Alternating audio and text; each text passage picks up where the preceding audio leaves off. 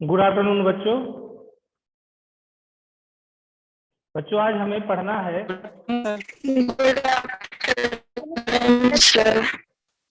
आज हमको पढ़ना है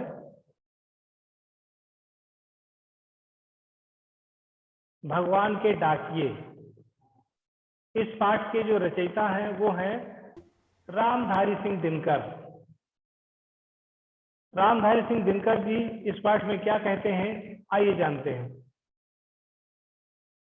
इसके पहले हमने पाठ में पढ़ा था कि चिट्ठियों की अनूठी दुनिया। तो चिट्ठियों को भेजने का काम कौन करता है? डाकिये करते हैं। तो वो डाकिये तो हमारे डाकिये होते हैं, वो डाकिये तो हमारे डाकिये होते हैं।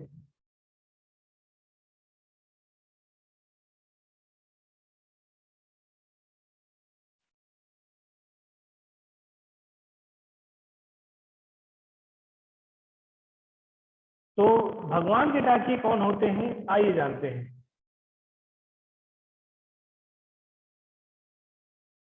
पक्षी और बादल, पक्षी और बादल ये भगवान के डाकिये हैं।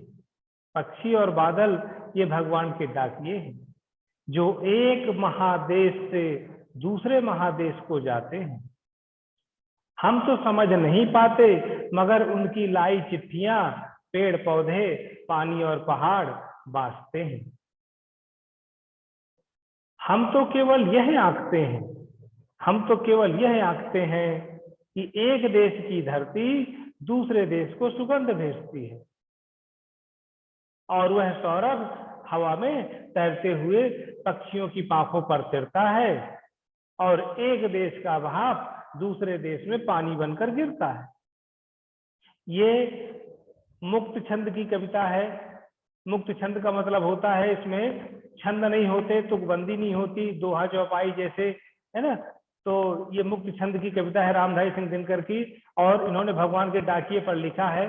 तो क्या है इसमें जानते हैं हम सब लोग।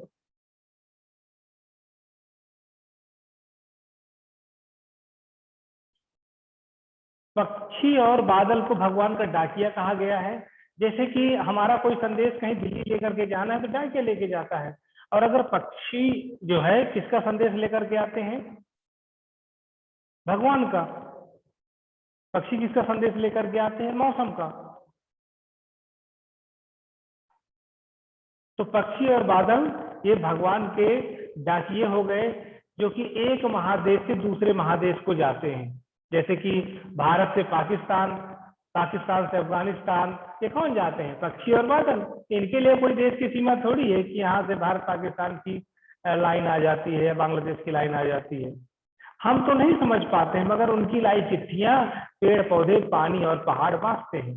तो हम क्या करते हैं, हमारा डाकिया जो चिट्ठी लाता है हम उसको समझ पाते हैं कि चिट्ठी में हमारी मामी का, मौसी का, मामा का संदेश लिखा हुआ पढ़ लेते हैं। लेकिन पक्षी और बादल जो लेकर के आते हैं मैसेज, उसको हम तो नहीं पढ़ पाते। कौन पढ़ पाता है?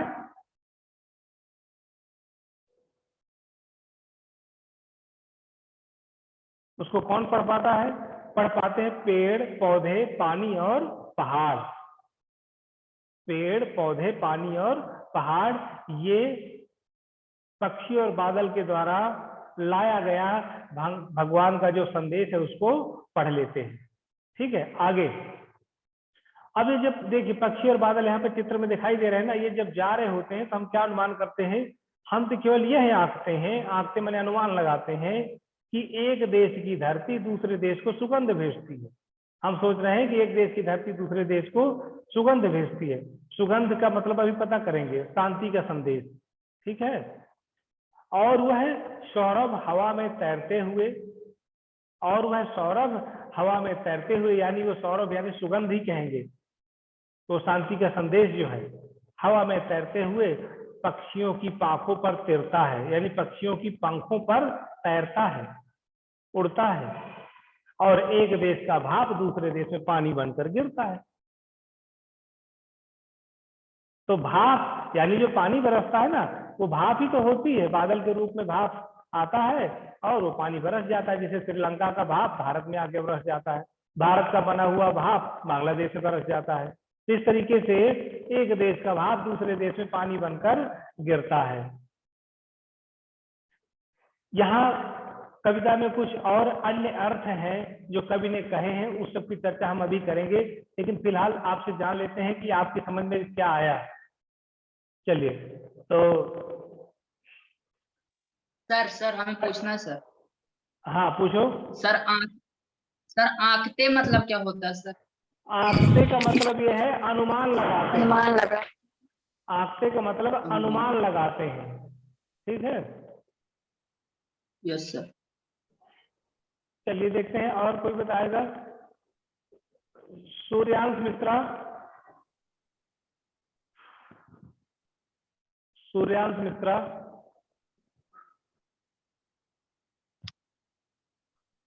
आवाज आ रही है बेटा सूर्यांश मित्रा? अच्छा नंदिनी तुम बताओ।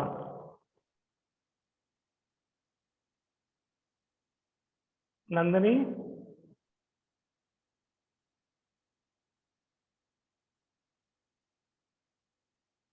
हाँ नंदिनी आवाज आ रही है बेटा? बहुत कम। अच्छा तुम्हें यस बताओ, सर। भगवान के डाकिए किसको कहा गया? Yes sir. भगवान के डाकिए किसको कहा गया? यस सब पंडित। पंडित पंडित को कहा गया? सर वही तो पूजा करवाते हैं। मैं कह रहा हूँ भगवान के डाकिए, भगवान के डाकिए। ये भगवान के डाकिए यहाँ पर है पक्षी और बादल। ये देखिए भगवान के डाकिए हैं पक्षी और बादल। बादल।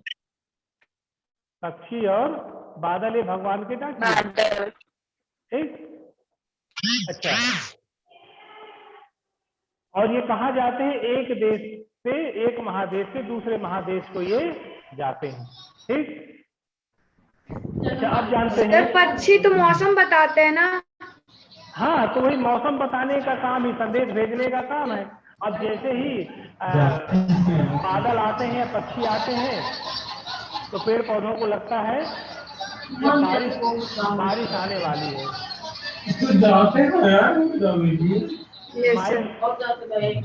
माइक म्यूट करके रखा करें, जब कहें बोलने खोलने के लिए तभी खोलिए उसको।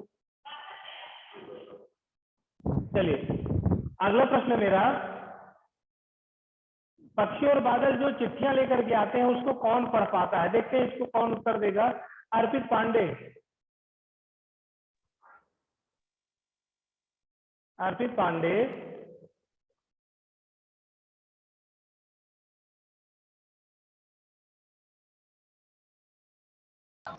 सर क्या पूछे हैं आप? मैंने पूछा है जो चिट्ठियां लाते हैं, पक्षी और बादल जो चिट्ठियां लेकर के आते हैं उनको कौन पढ़ पाता है? सर एक किसान और पेड़ पौधे। सर किसान भी पढ़ लेते हैं। हाँ पढ़ लेते हैं, सही। लेकिन यहाँ पर दिया गया है पेड़ पौधे पानी और पहाड़। बांटते हैं मतलब पढ़ते हैं। बांटते हैं का मतलब हो गया पढ़ते हैं। चलिए अब आगे जानते हैं,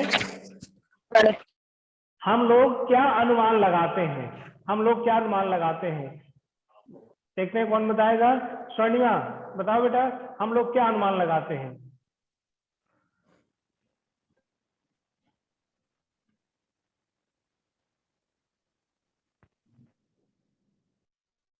हाँ स्वर्णिमा आवाज नहीं आ रही तुम्हारी। चलिए कोई बात नहीं है, आवाज बहुत अच्छे से नहीं आ रही आप लोगों की, तो इस पार्ट को हम आगे बढ़ाते हैं। अगर कोई समस्या हो तो बाद में पूछिएगा, ठीक है। चलिए तो माइक म्यूट करके रखिएगा। और इसको, इन प्रश्नों के बारे में आपको बता दें एक बार। कवि ने पक्षी और बादल को भगवान के डाकिए क्यों बताया है, स्पष्ट कीजिए। तो कवि ने पक्षी और बादल को भगवान का डाकिया इसलिए बताया है क्योंकि बारिश कब आएगी, हवा कैसी चलेगी, मौसम का क्या मिजाज रहेगा, ये सब अनुमान हम पक्षियों और बादलों की गतिविधियों को देख करके अनुमान लगा सकते हैं। या पेड़ पौधे, पहाड़, नदियां जो भी हैं, वो पक्षियों और बादलों की गतिविधियों से भगवान की गतिविधि का पता लगा सकते हैं, इसलिए पक्षी और बादल को भगवान का डाकिया बताया गया है। ठीक, पक्षी और बादल द्वारा लाई गई चिट्ठियों को, ये पीयूष सिंह बघेल कौन है, मैं इसको रिमूव करता हूं। तुम पहले अपना ये ठीक करो, क्या रिमोट कंट्रोल लगाए हुए हो तुम?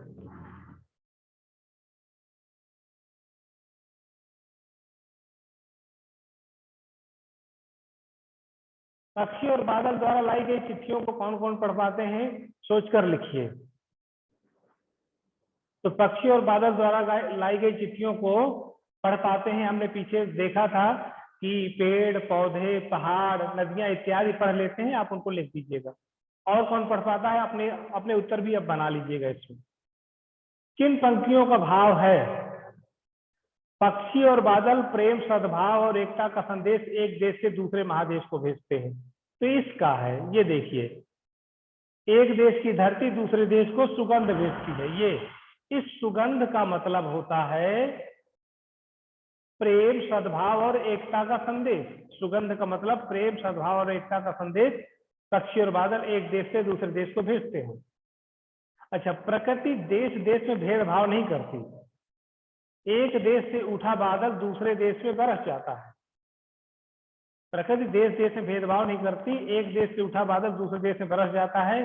तो ये है, एक देश का भाप दूसरे देश में पानी बनकर गिरता है। इन पंक्तियों का मतलब है एक देश से उठा बादल दूसरे देश में बरस जाता है। इसका उत्तर हो गया। चौथा देखते हैं, पक्षी और बादल की चिट्ठियों में पेड़ पौधे पानी और पहाड़ क्या पढ़ पाते हैं।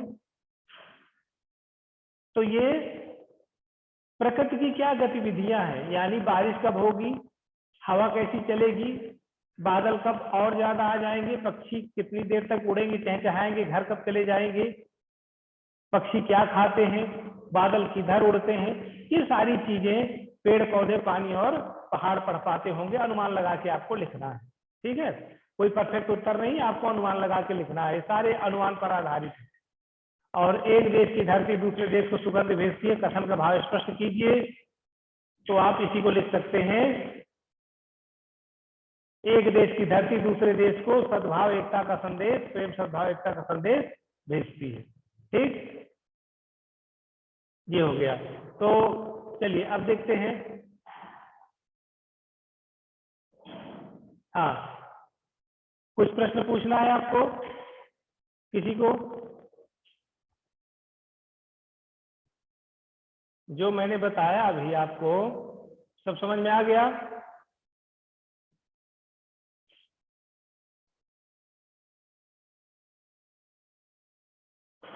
हाँ, अब आप अनम्यूट कर सकते हैं, पूछ सकते हैं।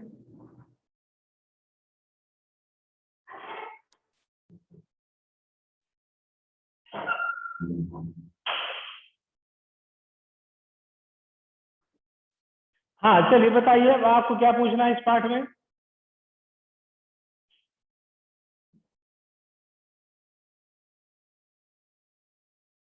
हाँ, अब आप अनम्यूट कर सकते हैं।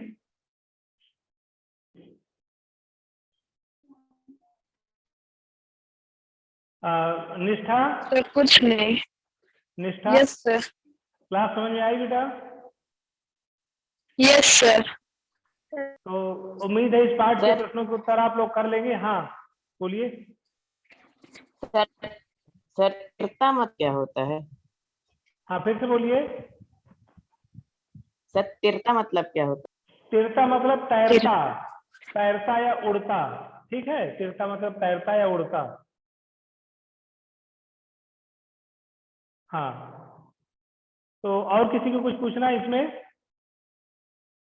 एक बात ये ध्यान रखिएगा, आप लोग अच्छी तरह से ध्यान रखिएगा कि अगर एक बार आप क्लास से बाहर निकल गए तो दोबारा मैं एंट्री नहीं दूंगा, क्योंकि आप एक बार एंट्री कर जाते हैं तो आपके नाम से दूसरे लोग एंट्री करते हैं, इस वजह से मैं आपको एंट्री नहीं देता हूं दोबारा। तो इस बात का ध्यान रखिए, अगर आप एक बार क्लास में एंटर कर जाएं तो बाहर मत हो जाइएगा, नहीं तो दोबारा एंट्री नहीं मिलेगी। इस बात का ध्यान रखेंगे सभी लोग। और वीडियो ऑन करके ही एंट्री किया करें, एक बार वीडियो ऑन कर दिया करें, उसके बाद भी एंट्री किया करेंगे। ठीक है, तो ठीक है बेटा, आज की क्लास समाप्त करते हैं और अगले दिन अगला पाठ पढ़ेंगे। Okay, yes sir. Bye bye everyone. Bye sir. Bye sir.